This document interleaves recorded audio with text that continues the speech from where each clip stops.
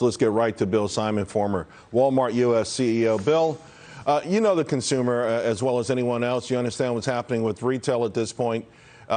Is this that inflection point where big box stores, they can't pass along the costs, and consumers, maybe they can't even afford to pay anymore? Hey, Charles, no, I think there's a market overreaction here. I think what we're looking at is actually a pretty healthy consumer. Top-line sales at most retailers were actually quite good. Some retailers did a good job managing the cost changes. Home Depot had a good quarter. Walmart, Target, and some of the others are still suffering a little bit of a hangover from their COVID actions. It wasn't just a few months ago. Target announced that they were going to have their starting wages be from $15 to $24 an hour. Now, you can't unwind that. They were dealing with supply chain shortages not too long ago and labor shortages, and I think that they just weren't able to change gears that quickly, as you could see from their really high inventory numbers. Yeah, I mean, I saw, you know, the Home Depot had pricing power. Same store sales comp sales were up 11% on price. Not so much Target, but I think it's the expectations, the guidance, right? Just moments ago, right as you were coming on, Ross Stores reported their numbers. Another miss, top and bottom line, but what's crushing the stock right now, guidance. The guidance is well below Wall Street on the revenue side and earnings side. The stock is down 18% as we speak. Another big retailer is going to get crushed tomorrow. And this time they're saying it's because they won't be able to match the sales. So this is not about even cost anymore or internal cost pressures. This is about maybe a reluctant consumer.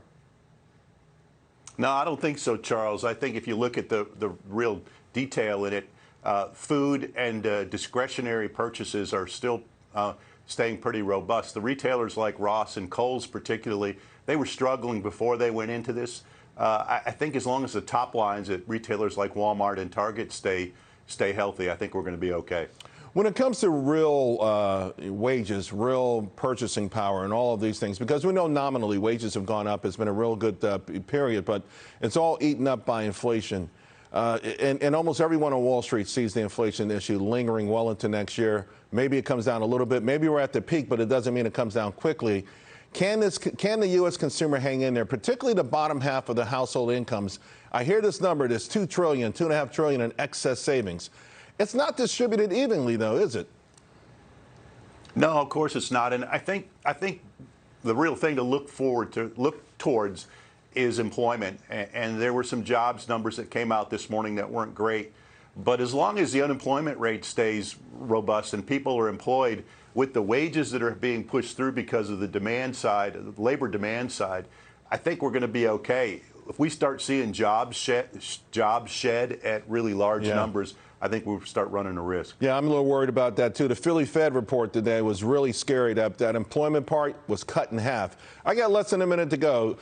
In the old days, they said the best cure for inflation, the cure for higher prices were higher prices.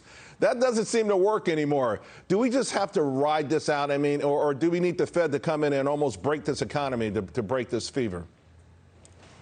Well, I think the Fed has to continue with their action. I think everybody believes that, you know, the rule of thumb is that they're going to have to get interest rates above the rate of inflation, and we still got a long way to go to get there.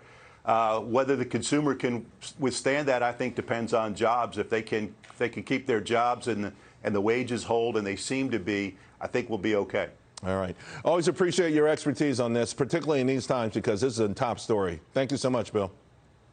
Thanks, Charles. Hey, Sean Hannity here. Hey, click here to subscribe to Fox News YouTube page and catch our hottest interviews and most compelling analysis. You will not get it anywhere else.